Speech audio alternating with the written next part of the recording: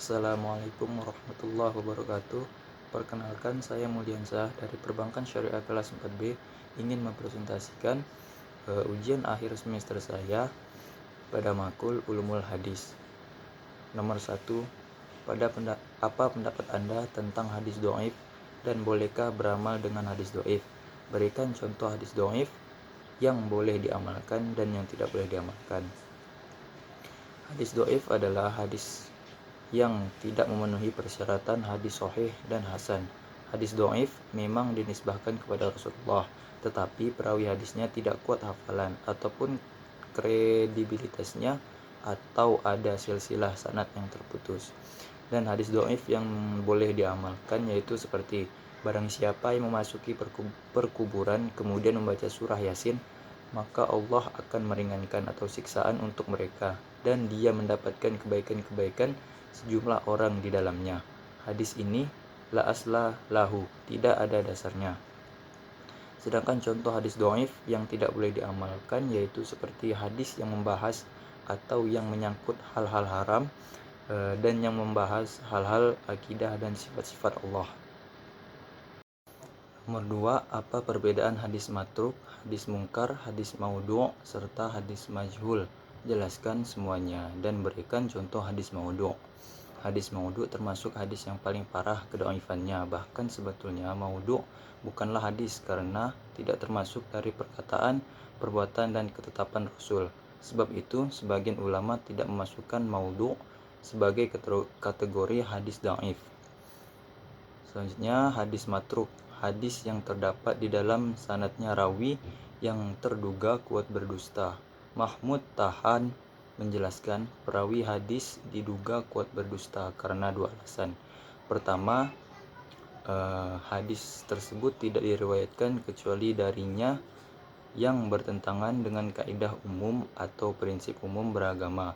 Kedua, di dalam sanad hadis ditemukan seorang perawi yang tidak kehidupan sehari-harinya suka berbohong. Yang ketiga, hadis mungkar. Hadis yang di dalam sanadnya terdapat rawi yang sering salah atau suka lupa dan tampak kefasihannya. Di atas dapat dipahami bahwa hadis mungkar adalah hadis yang diriwayatkan oleh perawi yang sering lupa, sering melakukan kesalahan dan perbuatan fasik terang-terangan. Akibatnya hadis yang diriwayatkannya itu bertentangan dengan perawi yang siqah. Yang keempat, hadis majhul adalah hadis yang di dalam sanadnya terdapat seorang rawi yang tidak dikenal jati dirinya atau dikenal orangnya, akan tetapi tidak dikenal identitas atau sifat-sifat keadilan dan kedabitannya. Contoh hadis maudhu' ialah hadis yang dibuat Muhammad bin Sa'id Asy-Syamsi. Dia mengatakan bahwa Humaid meriwayatkan hadis dari Anas, kemudian dari Rasulullah yang berkata, "Aku penutup para nabi. Tidak ada nabi setelahku kecuali bila Allah menghendaki." Selanjutnya nomor 3, apa perbedaan antara hadis sahih li ghairihi dan sahih li zatihi? Berikan masing-masing contohnya. Sahih li zatihi yaitu hadis yang sahih berdasarkan persyaratan sahih yang ada di dalamnya tanpa membutuhkan penguat atau faktor eksternal.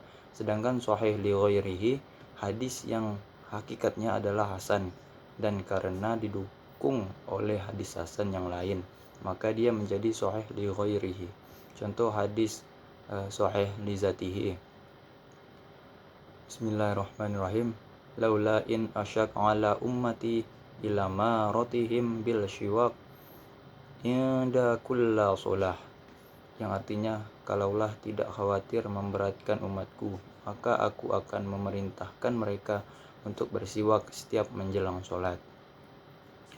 Lalu contoh hadis sahih li ghairihi. Bismillahirrahmanirrahim. Ibta alaina iblan biqula isha min iblis sadaqah ila mahillah. Yang artinya, jualah kepada kami unta dengan menggantinya dari unta ke zakat ketika sudah sampai tempatnya. Yang terakhir nomor 4, apa perbedaan hadis munqati, mu'dhal, mu'allaq mursal, dan mudallas? Hadis munqati menurut etimologi ialah hadis yang terputus. Para ulama memberi batasan bahwa hadis munqati adalah hadis yang gugur satu atau dua orang rawi tanpa beriringan menjelang akhir sanadnya.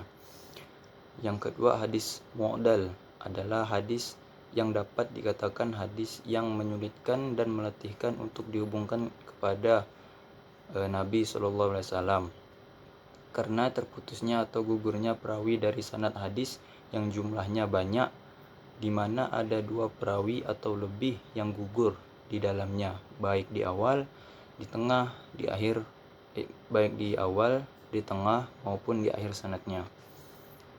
Lalu yang ketiga, hadis mu'allaq mursal, yaitu hadis yang dihapus sanadnya secara keseluruhan dari awal hingga akhir, atau hanya disebut nama sahabat, atau hanya disebutkan nama sahabat dan tabi'in.